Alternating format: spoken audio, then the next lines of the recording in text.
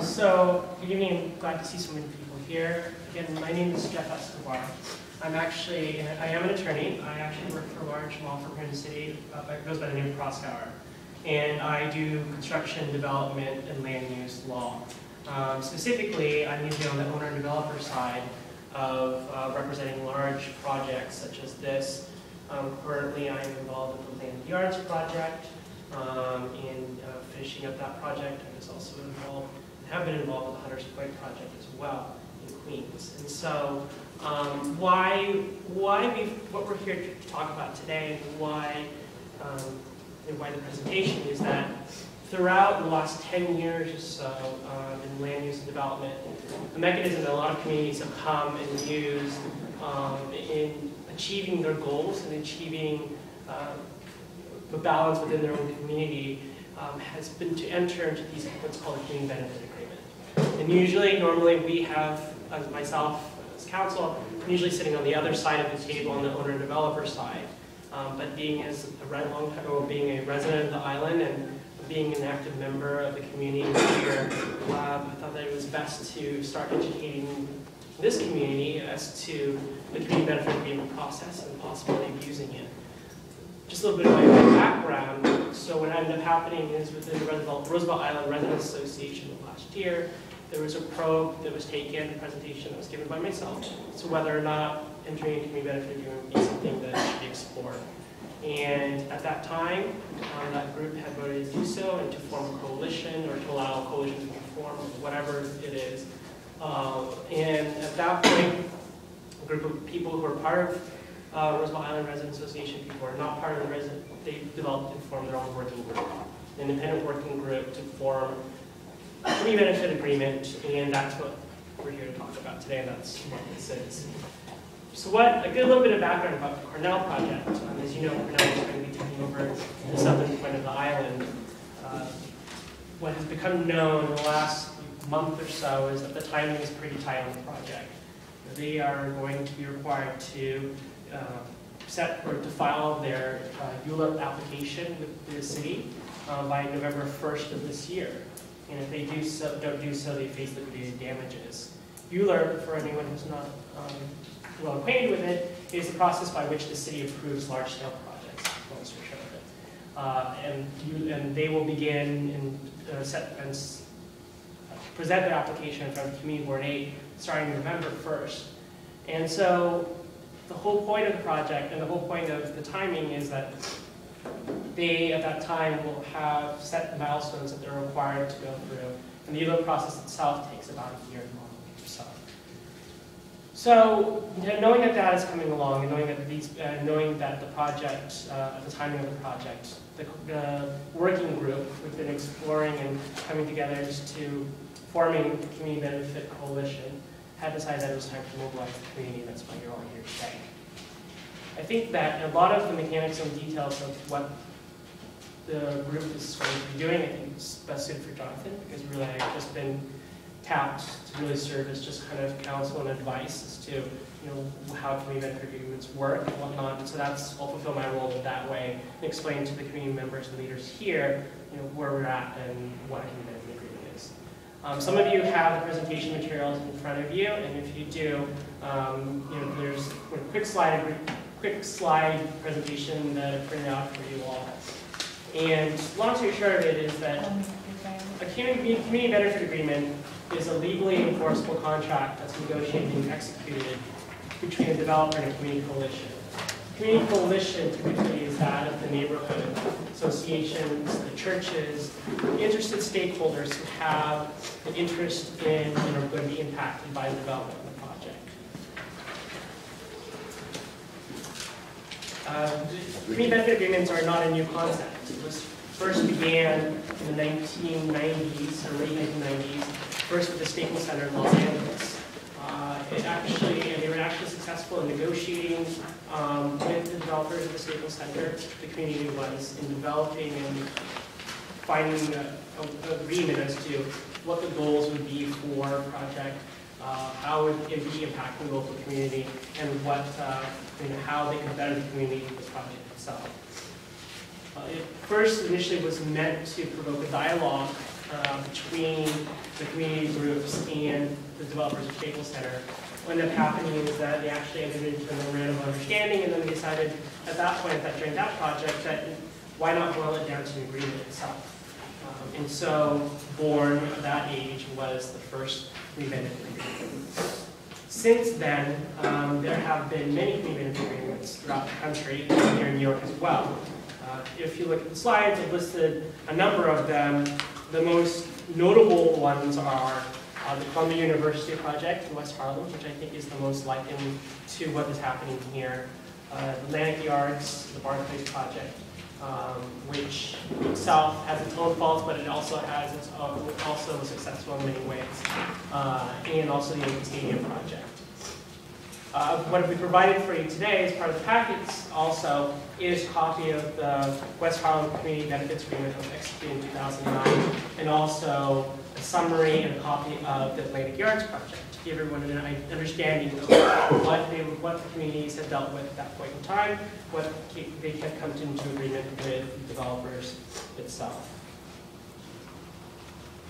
Community benefit agreements are needed generally because typically, in normal situations, the community would, the agreement is typically between the group, the leaders of, the city itself and the private developer. The community isn't an actual, community group isn't an actual party to the transaction that brings forth the development. What a community benefit agreement is intended to do is to allow the developer and allow the community to dialogue and to also enter into a contractual agreement relationship between each other. So, if you look at this page under this CPA development process, you'll see that there are 5 distinct stages. There's the research and decision-making stage, the coalition building stage, community organizing stage, getting the developer to the table, and negotiation. How the working group for this CPA has approached it is basically allowed to form and take the first 3 segments and to both build the coalition, organize the community, and come together and form basically a term sheet as to what the main overarching goals of the community benefit agreement is. So we're kind of at a key time, and all of you are at a key time in participation in helping shape where the project goes, or where the community benefit agreement goes, and what direction it should take. So how are the community benefit agreements enforced? They are legally binding agreements. They actually are enforceable by the parties that sign it. In the instance of this project, it would be Cornell and the development coalition, the coalition itself, and then also all the members and all the community groups that comprise the coalition. The CBAs have actually been well recognized within both the New York, well recognized in the New York City area, and have been looked to in different community boards as a means to gauge what the community is looking for in a project. If any of you are familiar with the community board process and the ULIP process, the community boards typically will look at an application, and the last segment of it is they will look and ask the community's input as to what they would like to see out of the project. 9 times out of 10, the community does not coalesce, has not built a coalition, and has not been able to express truly in one singular voice what they're looking for. And oftentimes the project then ends up getting passed through, and a lot of the community interests get bypassed.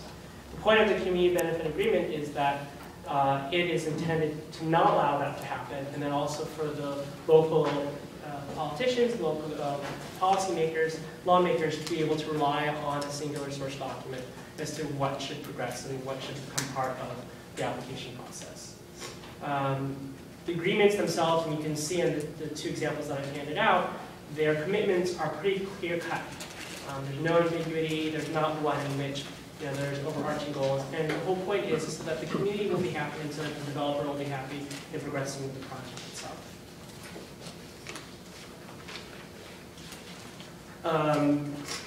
The community benefit agreement, the implementation of it, and then this is kind of going a little bit farther down along the road, so it's very topical.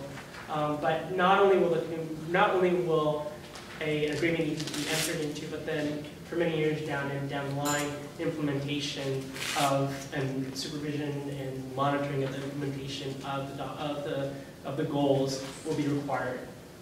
If you look at the West Harlem Community Benefits Agreement, it was signed in 2009. Even just now, how they handled it is a single source fund of $150 million given to the community, and then that coalition or development corporation actually was responsible for basically using the money according to how they agreed to under the community benefit agreement. That's one way of enforcing it. I don't think that's the best way, but at the same time, it's one that can be explored. But it goes to show that beyond the community benefit agreement, the coalition itself will continue to exist long after the actual agreement has been executed and signed.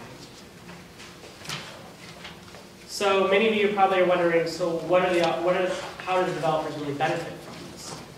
Well, from my experience is from the developer and owner side, is that the developer and owner really has a single source to be able to turn to as to what the community really is looking for. It's oftentimes been difficult with some very controversial projects for many of my clients to be able to understand or engage in and smooth out relationships, because it's not often clear in the city of millions and even in a small community as ours, what the overarching concerns are.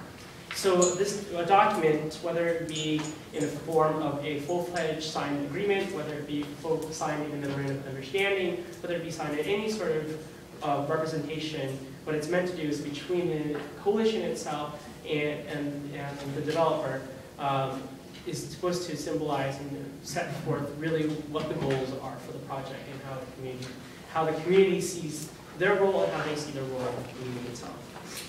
It also tends to be a lot more, it eliminates a lot of risk for the developer on their end. Legal exposure, because especially if you have a full-fledged agreement, is minimized because you've got a contract that's been entered into. The terms are pretty clear and they'll be pretty clear and set forth therein. So there isn't any question, there isn't any cautiousness as to whether or not they took the right steps or whether they're taking the right steps. And also, the bigger overarching theme, and I think that it's been seen in a lot of the other projects across the country, is that the community benefit agreements themselves have been able to help galvanize the community and bring them together and allow them to support one another in a singular forum, which is very important here in Roosevelt Island because there are a lot of disparate interests in a lot of different communities and members, economies, social types, everything of that nature. And so developing a coalition, at the very least, should be the #1 goal of the community. And then the second, if not just as important, is to be entering into an understanding or an agreement, written agreement or written understanding between the developer itself and the community at large. So that's really kind of like the 30,000 view of what a community benefit agreement is. But what I hope you take away from it is that it is intended to comprise the parties that are supposed to be that are to be part of the agreement. Typically, is a coalition. It needs to be actually for it to be enforceable. A strong coalition and showing of the community at large, not just residents, but every member who interacts with the island and its or the community and its surroundings. This island itself doesn't only have residents; it has a number of large small businesses, independent, corporate. It also has a number of property owners, has a number of community organizations, has a number of religious institutions. Every single one is a number of education and schools, students from living abroad or part of other universities that live here. Every single one of them needs to be represented, be part of the coalition.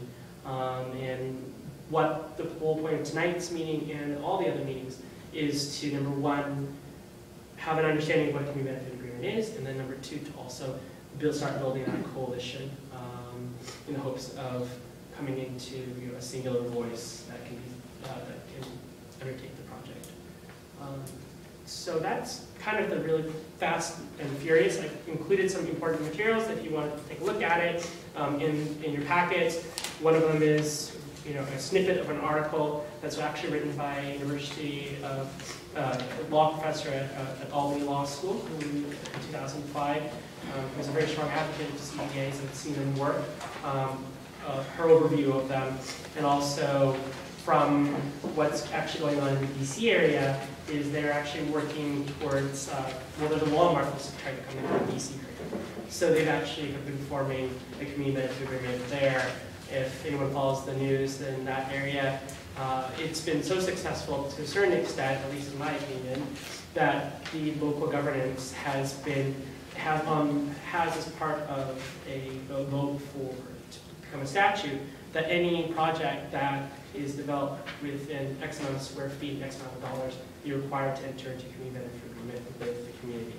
So, not to say that community benefit agreements themselves aren't controversial. I don't think that what the island's goals, from what I've seen engaged, is anything near what the Atlantic Yards, for example, or the West Harlem project really was looking for. And I think the major thing that has always been an impediment on other projects, but doesn't exist here, are questions of labor and questions of livable wages and whatnot. I think, from at least in my own personal diatribe, from my understanding, was listening to the working group, what's very interested is what's going to be impacted. The infrastructure, the transportation, services of that nature. And I think that if the community focuses on those singular issues, the agreement itself will be fairly easy to enter into, fairly easy to move past. So if there are any questions, I'll take them. Yeah. So the time frame for this coalition negotiating with Cornell, and I presume Cornell and the city, but correct me if I'm wrong there, is the time frame the same as the time frame for the Mueller process, or after? My advice is that it strive to be along and follow the Mueller process and to be along the Mueller process, but at the very least, have, number one, the coalition built, have a term sheet developed, and either a memorandum or letter of understanding between Cornell, the city, and the community at large be ready by the November 1st year.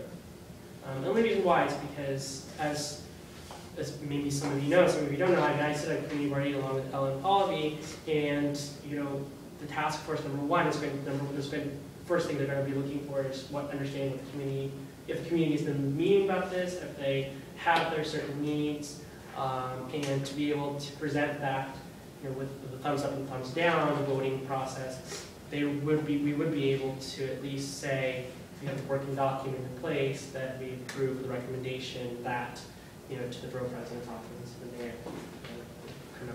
continue to work, the terms be honored, the terms be worked out, et cetera, et cetera. So I don't think that we should rely on urgency at all, but at the same time, there is some wiggle room in that sense. I mean, the West Harlem project, they only signed it in 2009. They've went through the Mueller process long before. That was the nature of their interactions. So, yeah. How is the corporate structure of this group going to present itself and negotiate? Is it a 501c3, and what kind of parameters would you put around it? I mean, Jonathan will speak to it a little bit more, but it will be a nonprofit.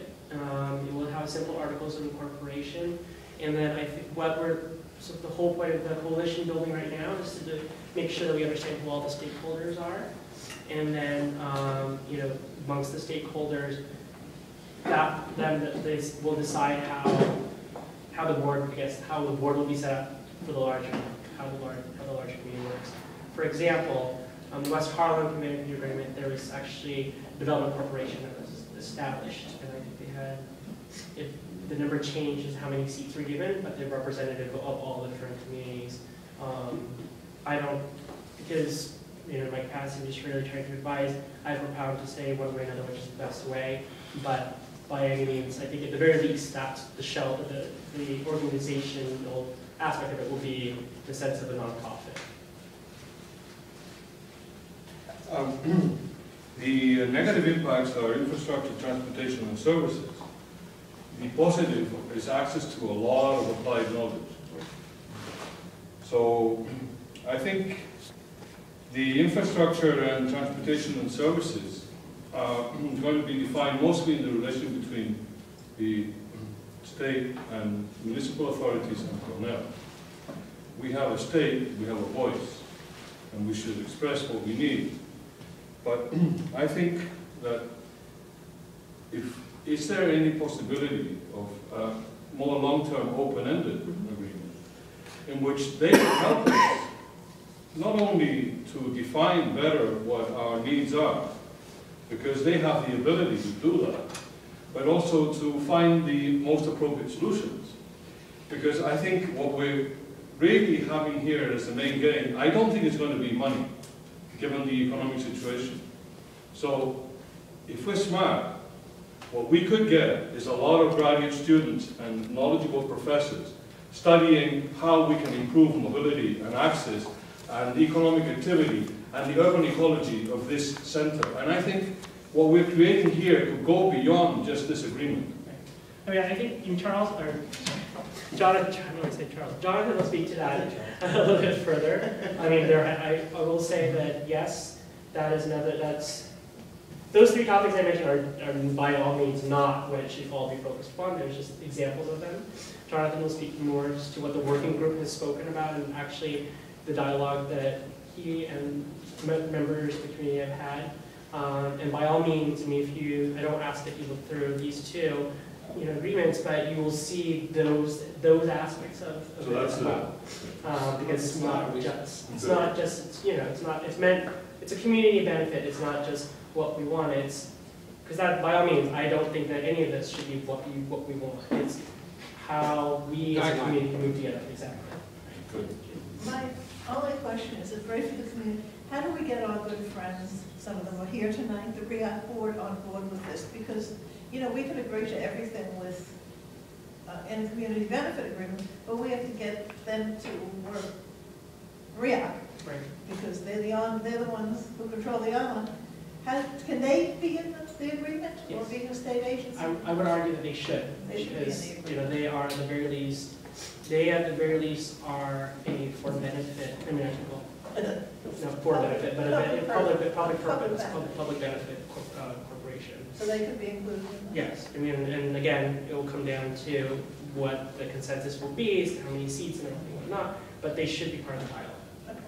Okay. Again, it's not meant to be at all pick and choose. Right here. And Margie's been a very active member of the working group itself, so I don't think that is a question, at all. I'm just curious. Yeah.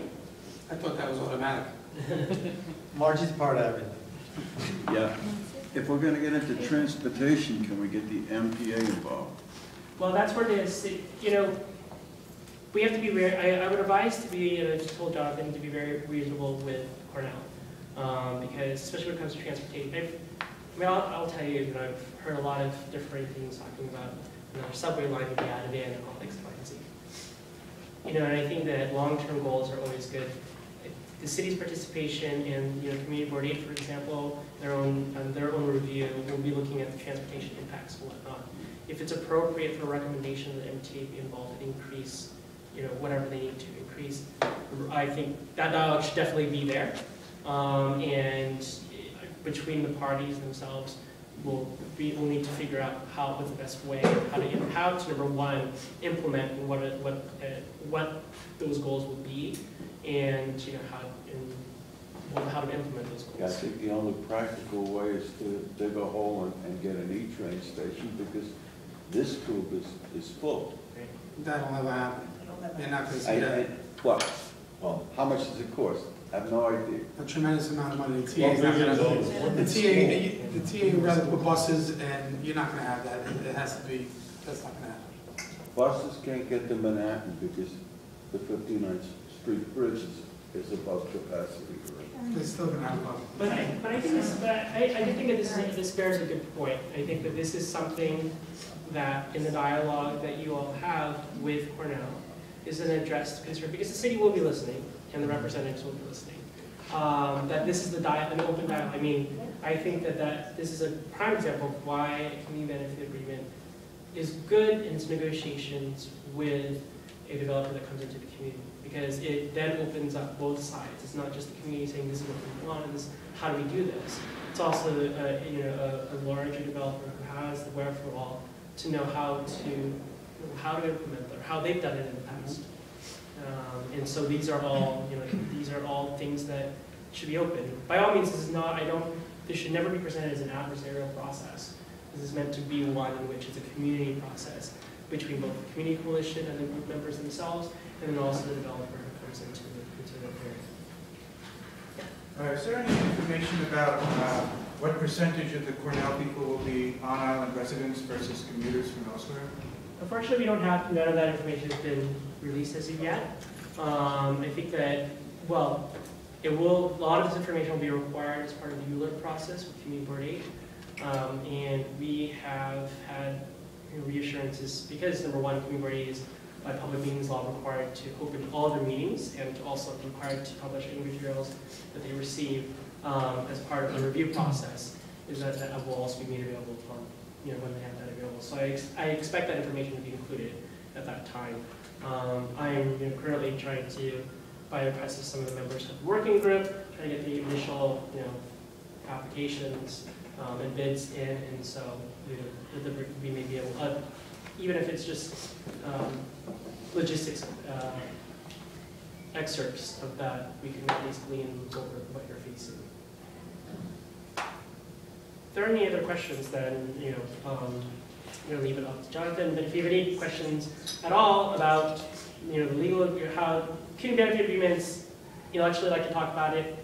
Not that anybody really does except me, but if anybody is interested in it, feel free to email me. My email address is jescobar, ESCOBAR, @proskauer.com. Proskauer is spelled PROSKAUER.com. Happy to answer any of that. Of course, Jonathan will tell you about the website, and you might my contact information. Do you have a business card? I do have a business card, yes. I can give it to you after. Thank you. Okay. Jeff did a phenomenal job explaining what a community benefit agreement is. At this point, some of your questions were, will the university get involved? Will they help us? Obviously, they have in-depth knowledge on a number of topics, from transportation to architecture.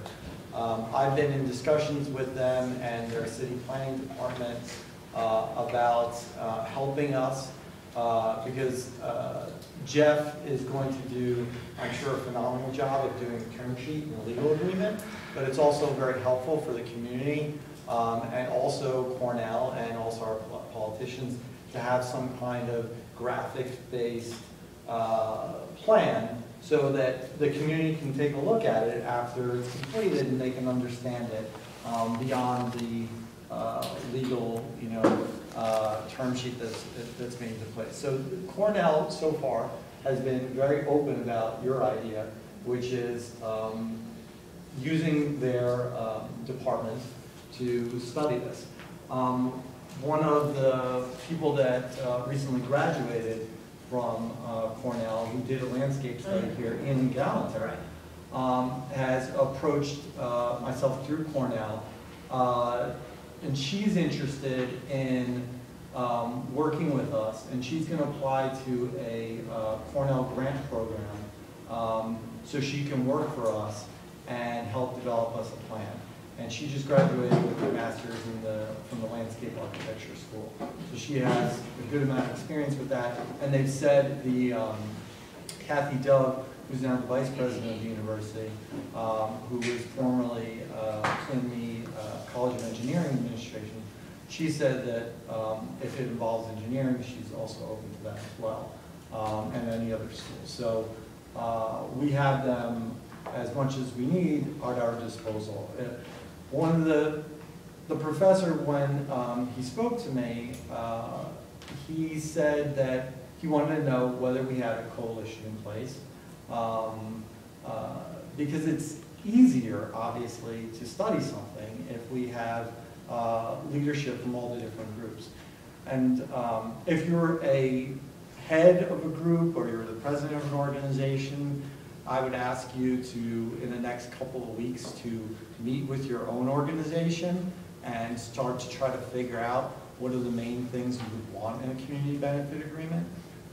That is the best way for us to be able to organize this, is for you to go back to your individual organization, for you to go back to your individual building, and to speak to them, and to reach out to them, and to really try to think as big as possible, and also to try to think what's best. We're most likely to get things that are in line with the original RFP that EDC proposed, which is to develop New York City into a high-tech center for the country and possibly the world. So anything that ties in with that, anything that helps move that forward, we're much more likely to get. From my experience with dealing with REAC and with the MTA and some of the other, and EDC, and some of the other public authorities, most of the issues that have come up when I've had meetings with the MTA when I was on REAC, is they said, well, yes, this will make transportation easy for you, but there won't be parity on other stations. Now we have a little bit of change in that argument because we have Cornell at the table to be able to help bolster the argument that we need increased services. Those are most likely to be, as far as transportation, increased red bus service, more efficient red bus service, more ferry service possibly, and a ferry dock. EDC actually did, they helped fund the East River ferry system that's currently been implemented right now. And ferry service, from my discussions with some of the ferry operators and the ferry operators running on the East River right now, they work with a very small subsidy from EDC, and then the rest is up to them. And then there's some kind of agreement beyond that. And that's why this coalition has to be very big, and I'm very glad to see GK from the Coalition for Queens here. Ferry service, in order to work, it would probably have to be tied to Queens. A lot of the offices and a lot of the businesses and a lot of the students will probably be coming from all over the city. And so transportation is not just an issue for our station, for the university, but all over the city for people to get here and to get off of here. So we're no longer making the argument that it's difficult for us. Cornell has the same issues that we do because they want to get as many students here as possible.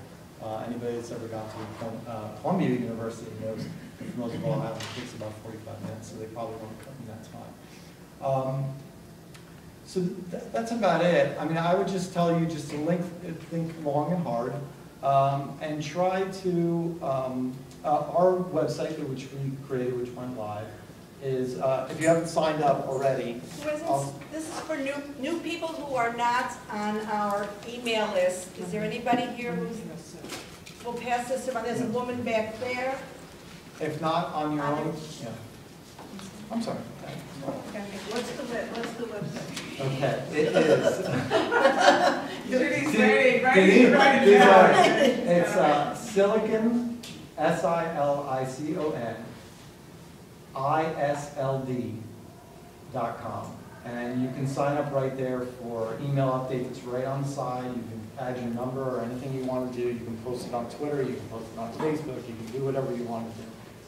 the options are kind of endless. It's a bare bones site for now, but we'll be updating it. And you can send it to anybody else to get email updates as well, so everybody from your organization.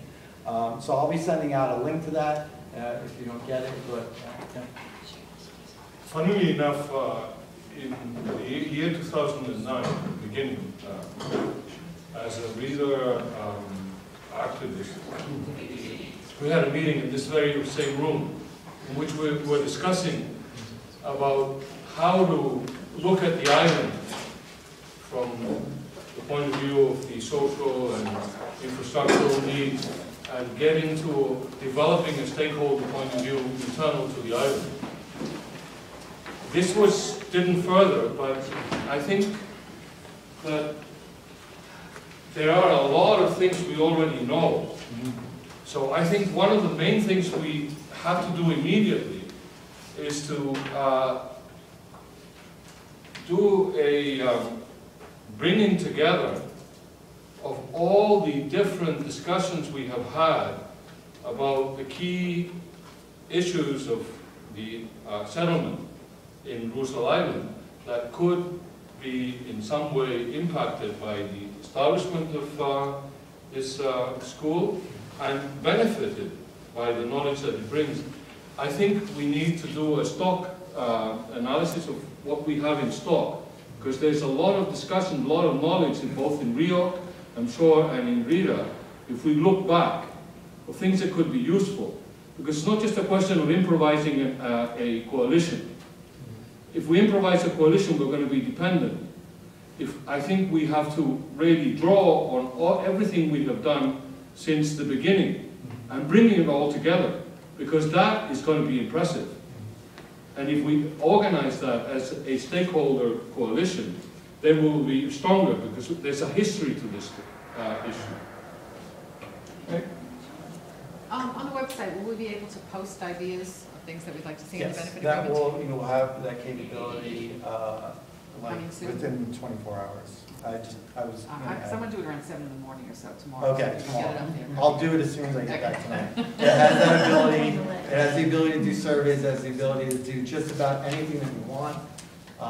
It's very, very sophisticated, but it's also very simple.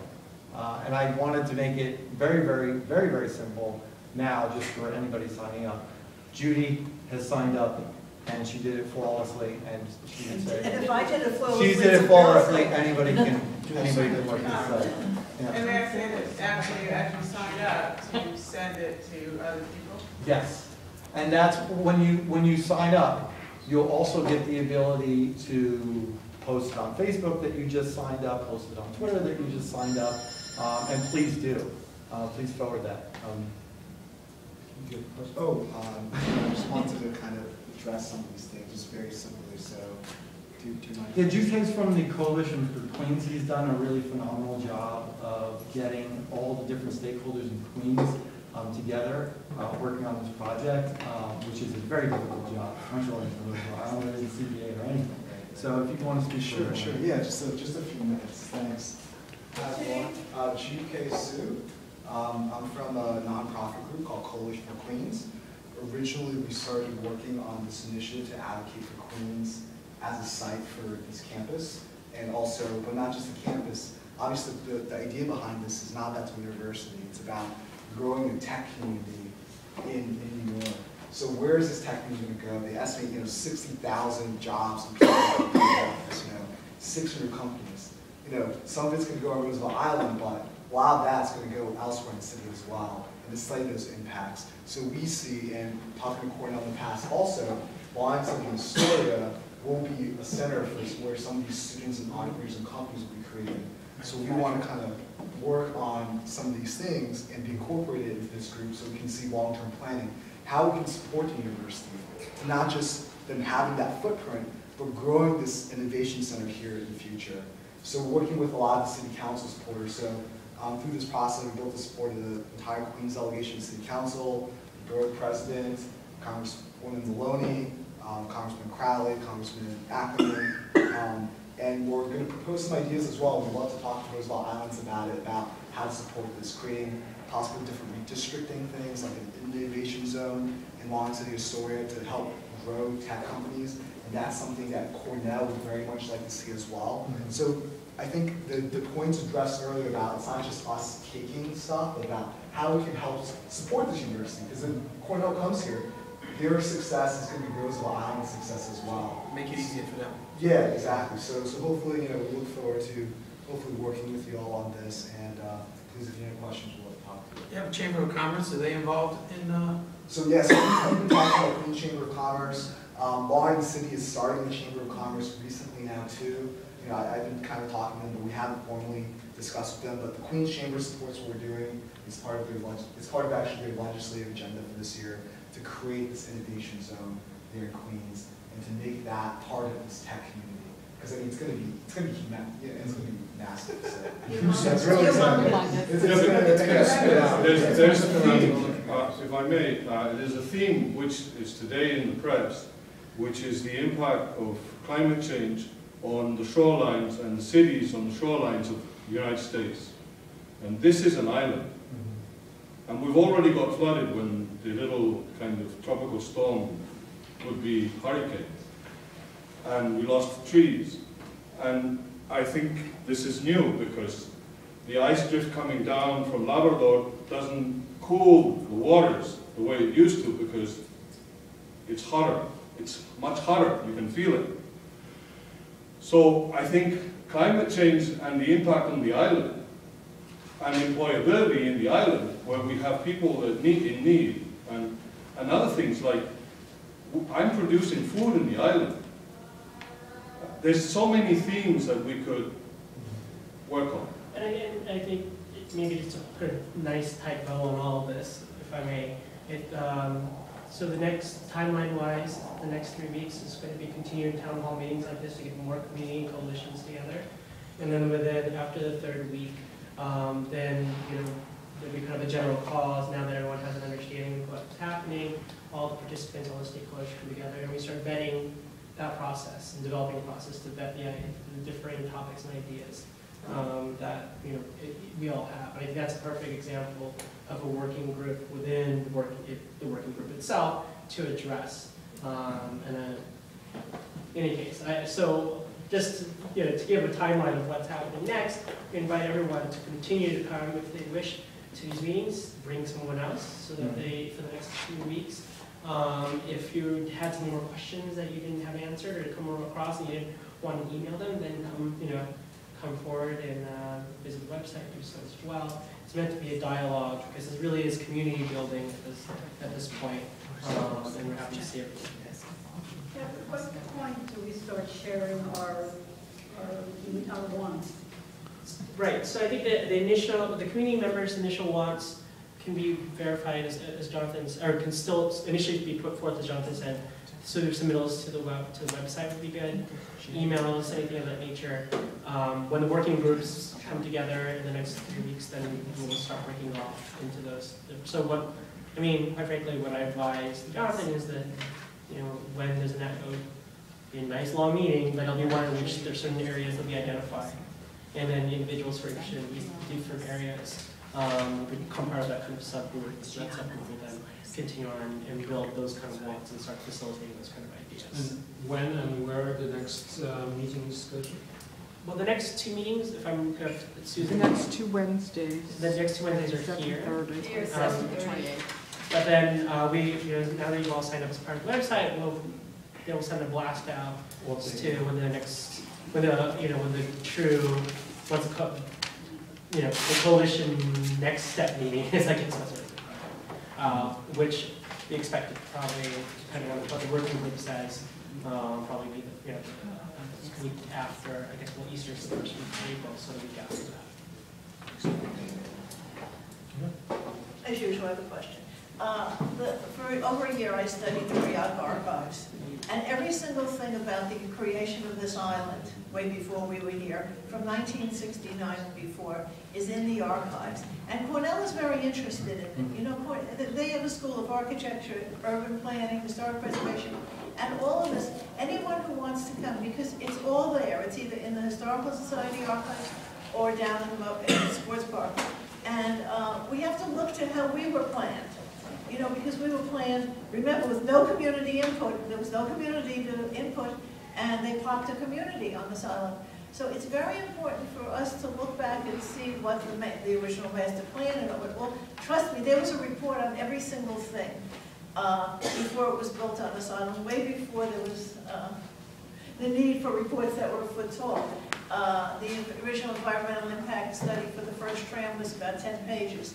And it's an amazing assortment of documents and papers and history. And I think people should get into it a little because they would understand, and it's good for Cornell to understand what this place was formed in. You know, just didn't plop apartment houses here. It was plopped with a purpose. There were things that were planned out that might have happened, might not have happened. All these community rooms were part of planning, you know? And so I really ask people, anyone who's interested to get in touch with me, I'll get you down and you can dig through dusty papers and carbon copies and stuff, because this is what I think it will really help our cause when you show them, you know, this is how the gun was planned in 1961.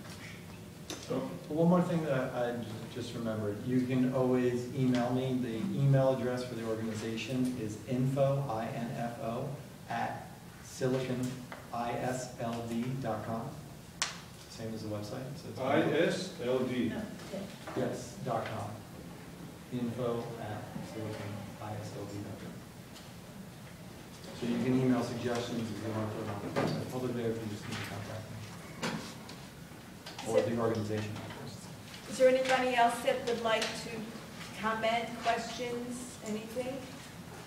Okay, I want to thank all of you for coming tonight. It was really quite an encouraging turnout. And for your friends and colleagues, please let them know that at this time next week, on the 21st of March at 7:30, we'll be having the first rerun of this meeting. So thank you all.